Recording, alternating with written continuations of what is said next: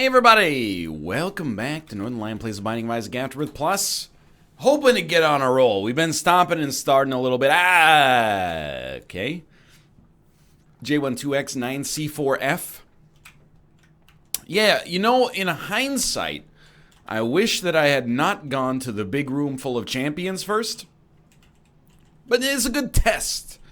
Let's figure it out early.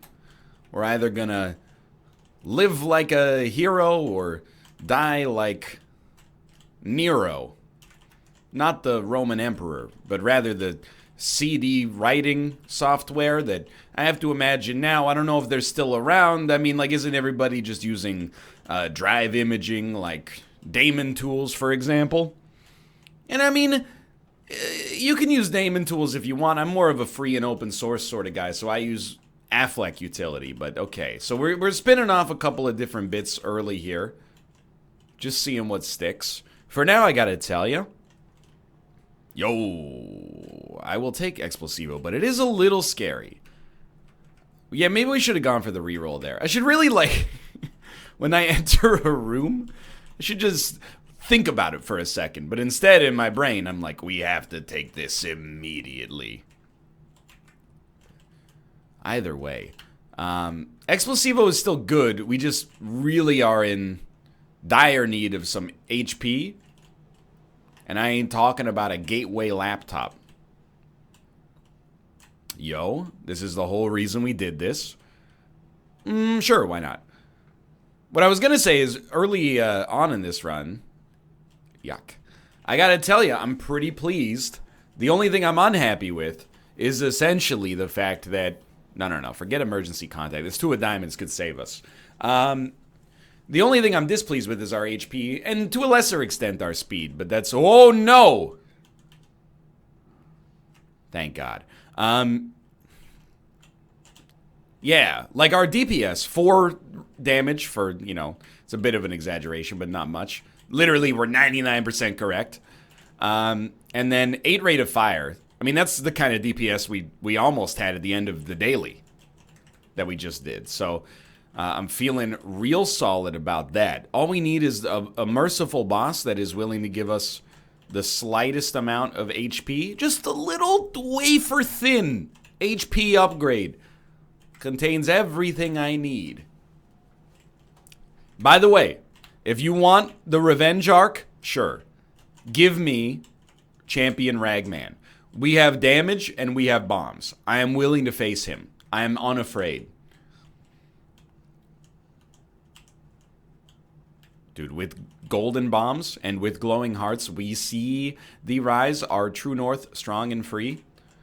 From far and wide, O Canada, we stand on guard for thee. And then normally the language switches midway through the anthem. At least in my high school it did. So I know from that point onwards it goes like, Et ta valeur du fois trompé. And yes, that is the version by the Nylons. Canadian millennials know what I'm talking about. Okay. We did get HP with a modest bit of damage. By the way, I don't know if those are real French words. That's just how it sounds to an Anglophone.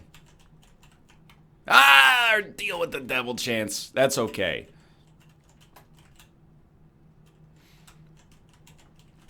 I will say, an Anglophone with a Francophone last name. It's a strange situation. Anytime in Canada, we have 2 official languages, English and French. So if you've never been to Canada, one thing that people are sometimes struck by is the fact that essentially all packaging is in 2 languages. It's bilingual. One side English, one side French. I thought about a great tweet, but then I was like, this tweet is not... First off, it's not actually that good.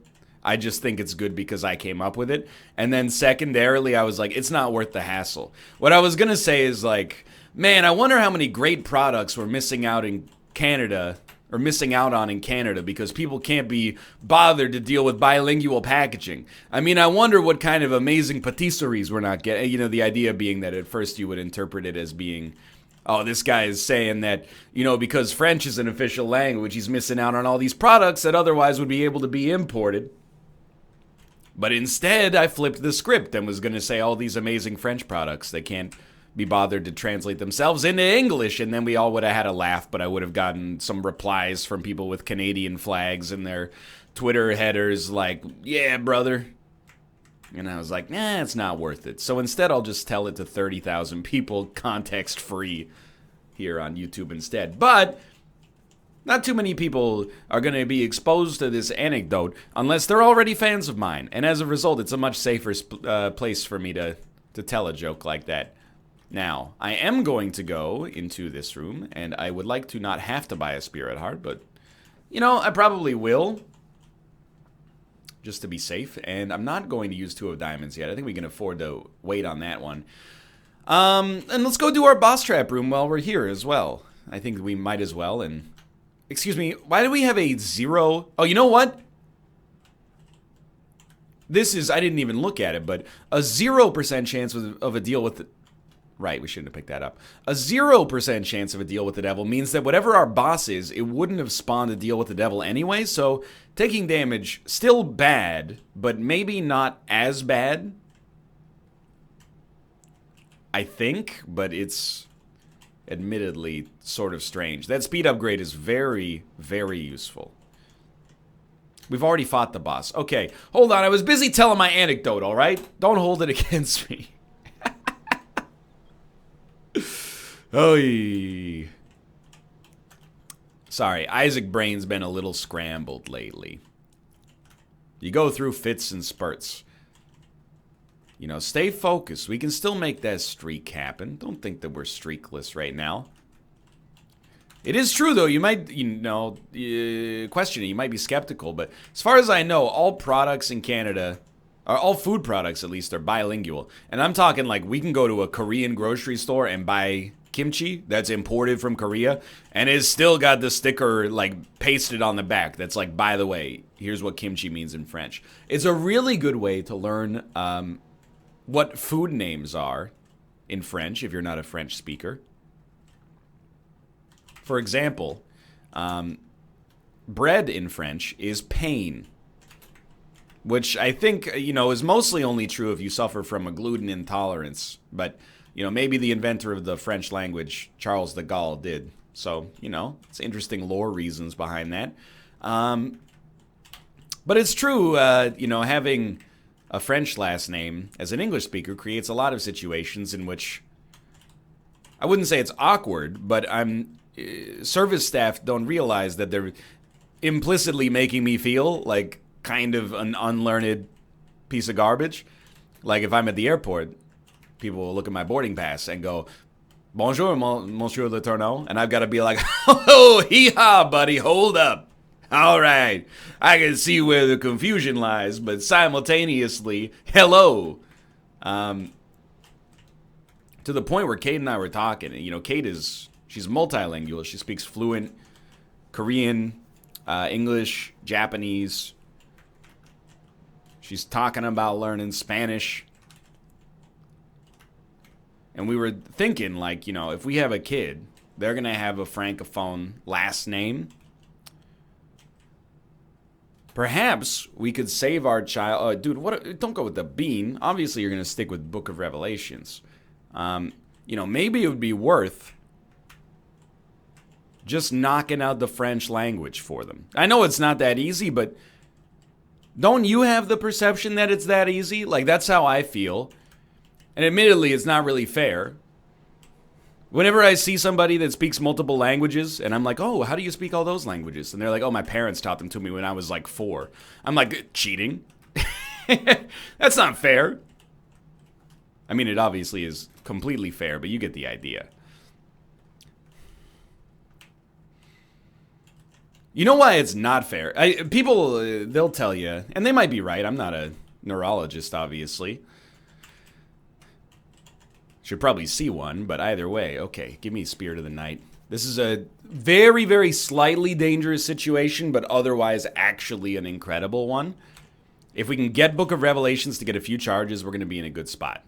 But people, they'll tell you that kids learn languages easier than adults. And that might be true. I mean, I believe it is true.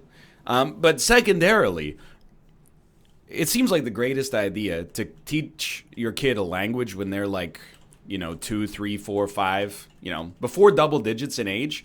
This might not make me a lot of fans out there. I'm not getting any angry letters, but maybe some tweets that are like, hey, this is an overly reductive way to look at childhood. But like, as a kid, what else are you doing? As an adult, learning a language is very difficult. One of the reasons it's difficult, I think, is because your brain is less plastic, right? It's less moldable.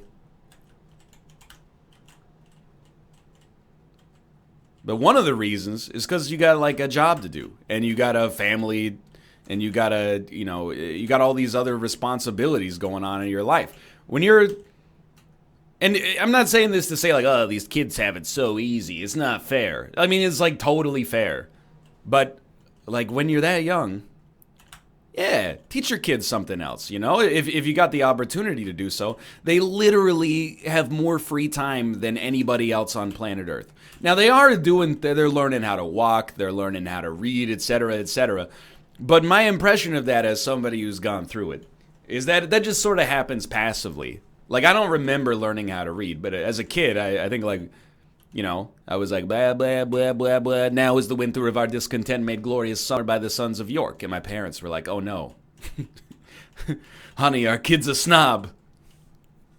It's called literature, mother. Procure an encyclopedia and look it up.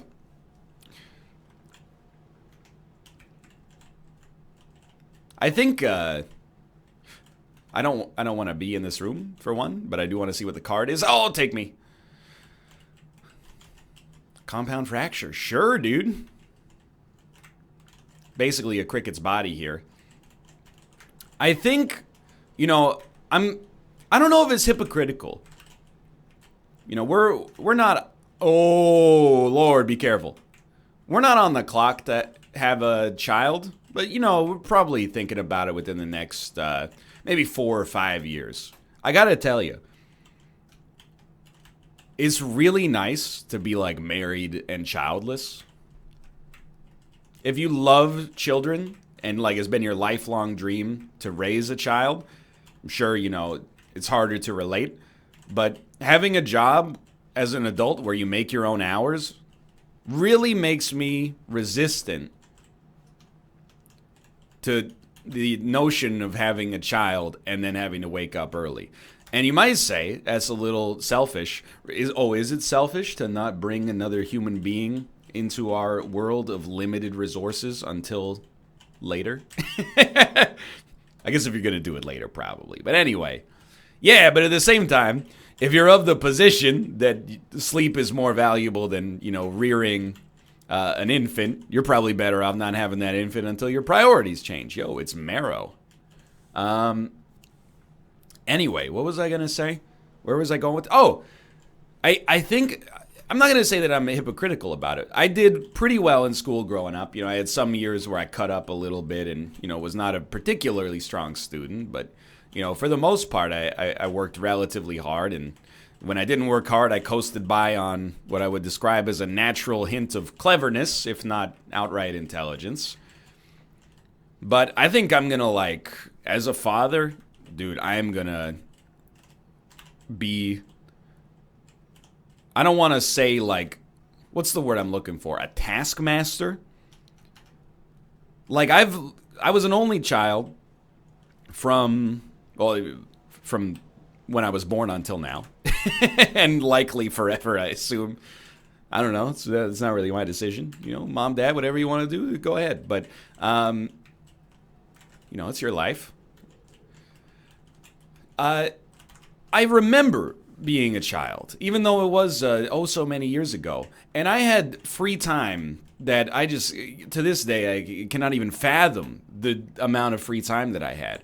So I feel like what happened, and I think there's a theory involved here somewhere that I'm sure someone smarter than me has written a paper on in JSTOR.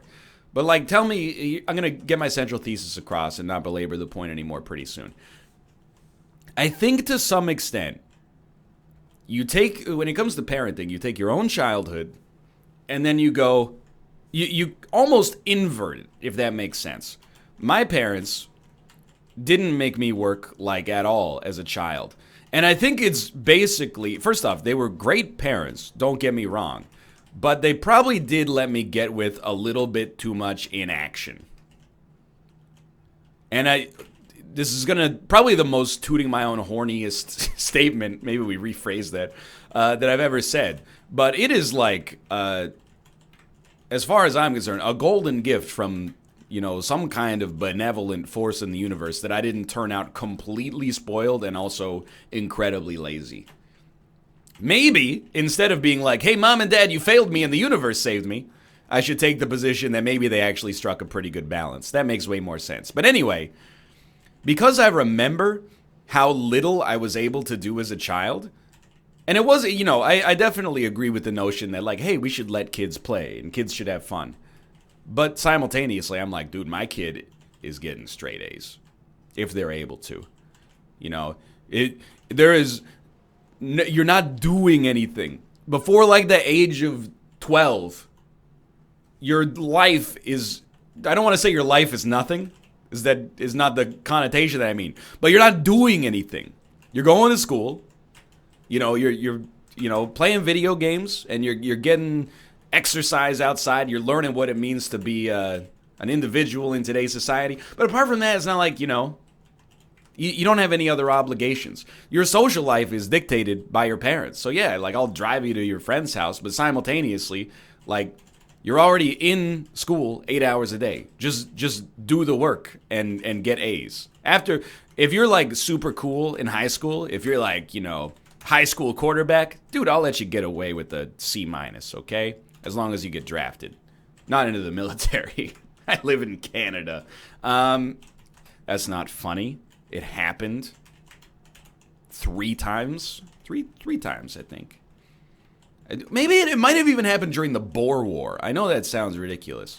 Definitely World War I, World War II, and I believe Korea had conscription, but regardless. You know what I mean? Like,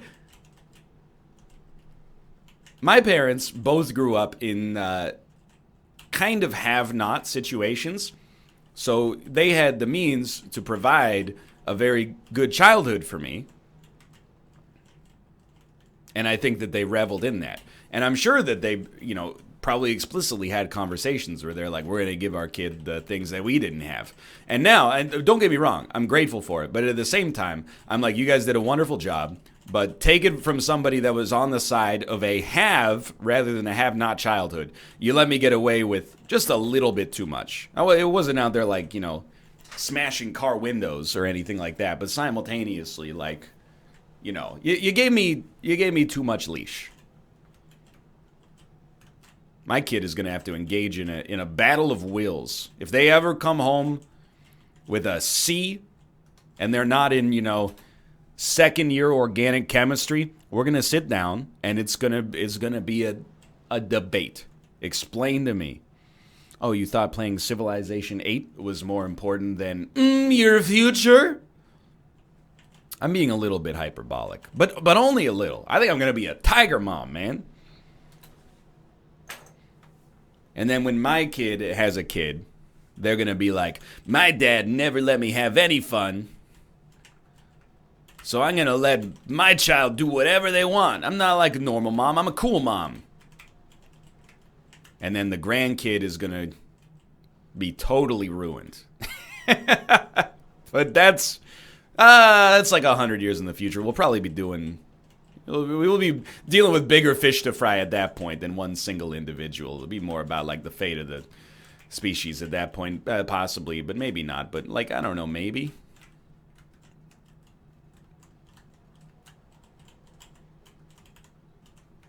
It's come to the point, like, this is not meant to be a political statement. And I'll tell you, time and time again, I don't really think that bringing up climate change, it's one of the great swindles, is that it's become a political issue when it's actually an issue of, like, science. But either way, I've started to reach the point, and this is a little bit hyperbolic as well, but you used to watch a movie, and it would be like, 2030, and there'd be flying cars and stuff like that. And you're like, oh, that's ridiculous. We're not going to have flying cars by 2030. That's 10 years from now. Now I see a movie and it's like 2100 and there's been progress. And I'm like, oh my God. We're still here. And like, you know, coastal cities still exist. It could be an explicitly dystopian movie, but I'm like, hey, yeah, sure, the machines enslaved us, but simultaneously, you know, Vancouver hasn't been overrun by, you know, coastal migration. The sea levels are actually lower. What a world.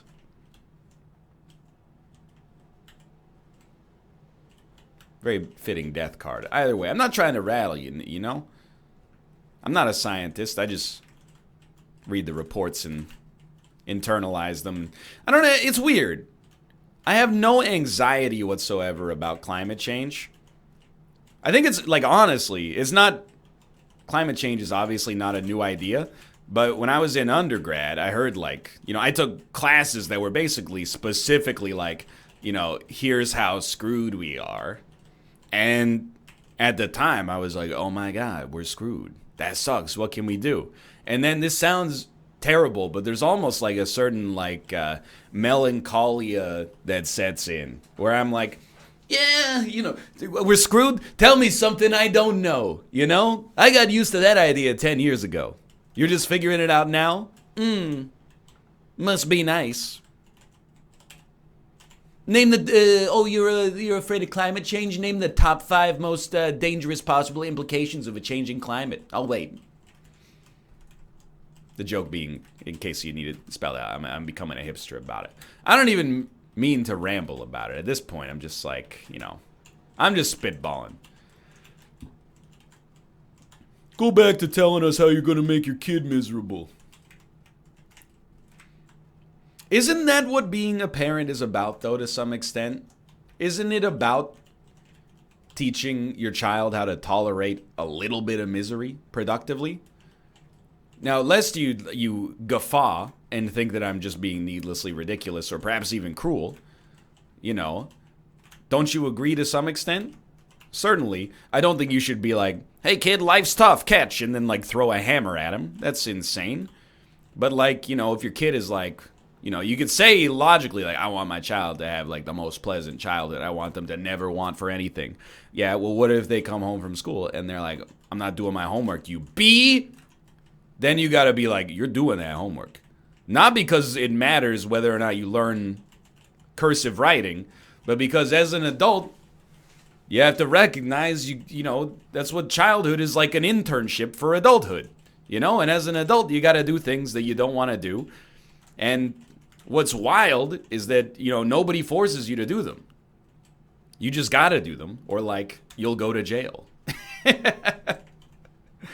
Or, you know, you won't have health insurance or something like that. And then when you go to the hospital, you're like, my sides hurt. And they're like, that'll be $100,000. You know, you got to maintain your own life. And nobody's like, they wake up in the morning and they're like, I'm really passionate about making sure my insurance gets sorted today. But simultaneously, you know, it's got to be done. And I think that's part of the purpose of childhood, right? Is to teach you how to be a functioning and also relatively healthy adult.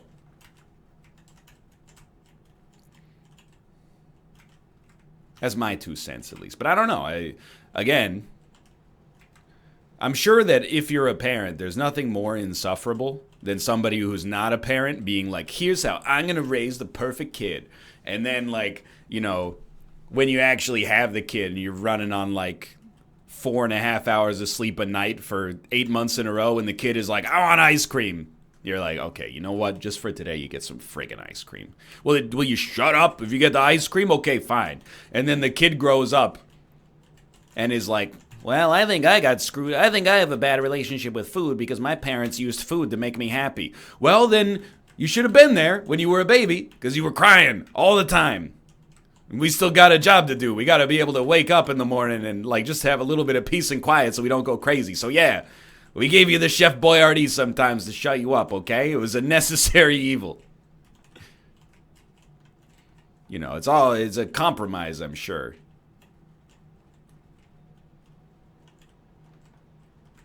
Well, Well, I don't... okay, let's do this, and then let's do this. And I mean, this is a run that is like the simplest win you could ever ask for, basically. At this point in our lives, we could use a little bit of a DPS improvement, but apart from that...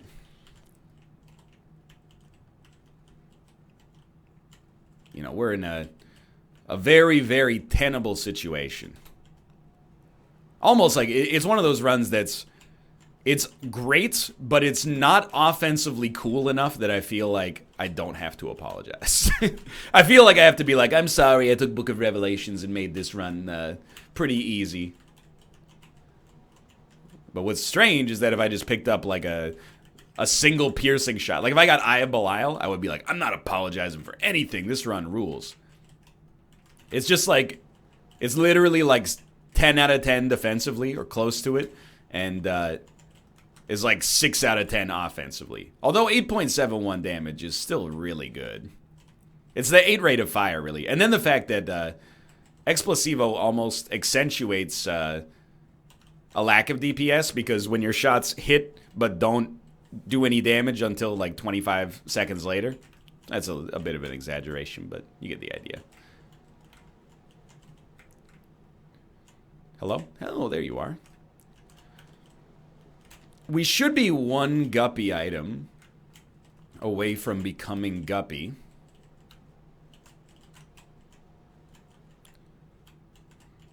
You know, we definitely do want an Emperor here. Yera Perthrow? We'll take Yera.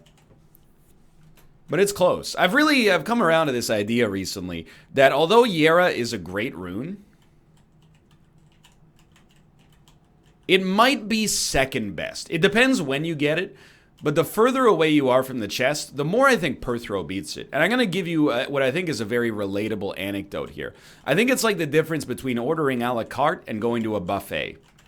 What's the compromise you get there? When you order a la carte, you get exactly what you want, and this is Perthrow, by the way. Probably what you're going to order is going to taste better than what you'd get from a buffet, where they're a jack of all trades and maybe a master of not many. Although I've been to some okay buffets in my life, of course. And Yera's the buffet, where you get an enormous portion size, and you might find something you like, but you might end up getting, 8 dishes, and none of them really scratch that culinary itch inside of you, you know? At least this was lump of coal. I think it's an okay metaphor. And I think there's a place for both, by the way. There are times I love a buffet. There's some times where you're just like, I just want to eat. Even like a crappy buffet, sometimes I'm like, like the kind of, like a Chinese buffet, and then they have like microwave dinosaur chicken nuggets. Sometimes I will like suggest that, and then Kate will be like, ooh, and I'm like, yeah, I know, right? But like, it is close, so like, do you wanna? Well, let's not take Guppy's head. Let's learn from our mistakes. We're Guppy. Stop overvaluing Guppy's head and just value it where it belongs, which is like still pretty high, but yo, that's a great Pandora's box. It didn't really turn out, but like, it's still a good Pandora's box. It's a good time to get it.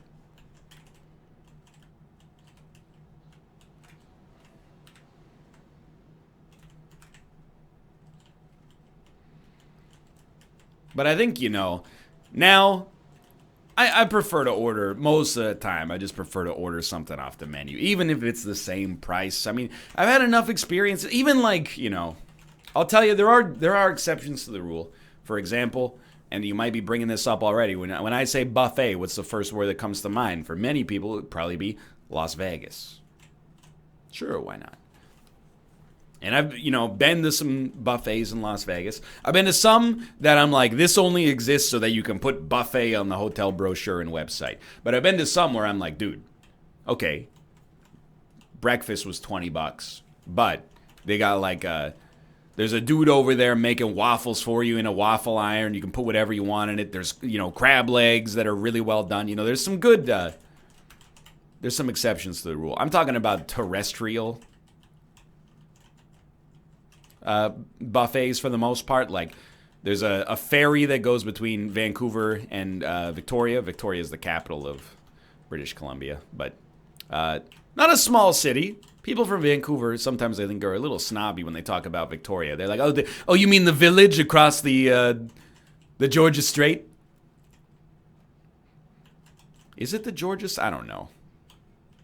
Might be the...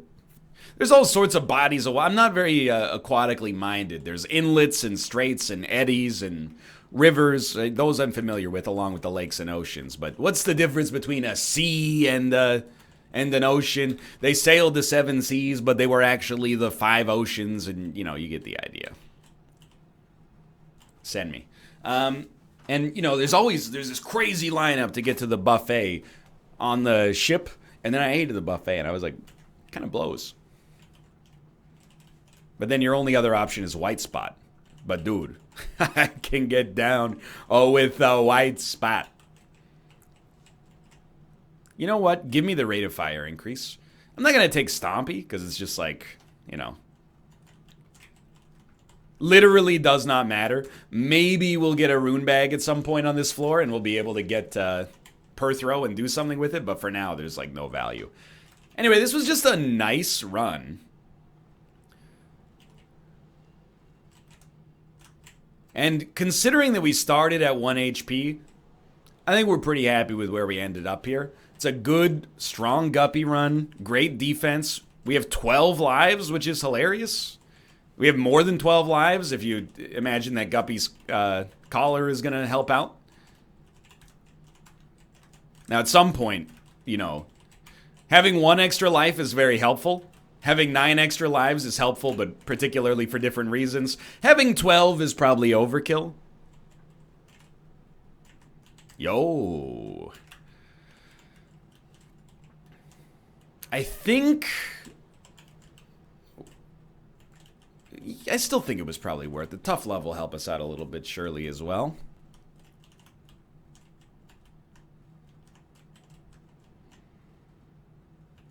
Emperor? Magician? Empress? Well, I can't really look at this run and be like, you know what? We're starting to build something amazing. Because we pretty much, let's get weird. We benefited from just having a run where essentially it balled out of control. Not early, but, we only had to survive a couple of floors of, like, real danger. So I'm not going to look at this and be like, oh, we've started to build something beautiful here. I'm more like, take a look at it and realize, hey, early on, you play smart, you get a little bit of luck, and even a 1 HP run can come together pretty quick, even if you're not Judas. And just use this as a little bit of a confidence building block. I really think each win pays it forward, And each loss, like, wipes out, like, 10 wins of confidence, if not more.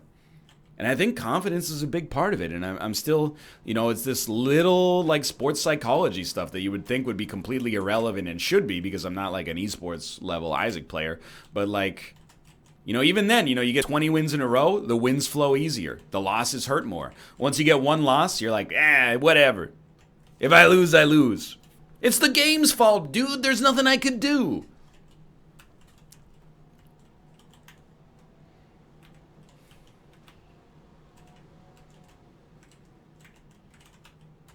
Well, I'll tell you, we also learned another valuable lesson. It's a very simple one that we've learned many, many times. There is basically no situation in which you actually want to take Strange Attractor. Now, we've been gaining HP at roughly the rate that we're losing it, but that's because of our spacebar item. If we did not have that, we would actually, I wouldn't say we'd be sweating, but we'd probably be of the position like, made some mistakes here. Anyway, take me out. So far, so good. Thanks for watching. I hope you guys have enjoyed the episode. If you did, click the like button. It helps a great deal. Of course, subscribe if you want to see more in the future. For now, thanks for watching, and I will see you next time. See you.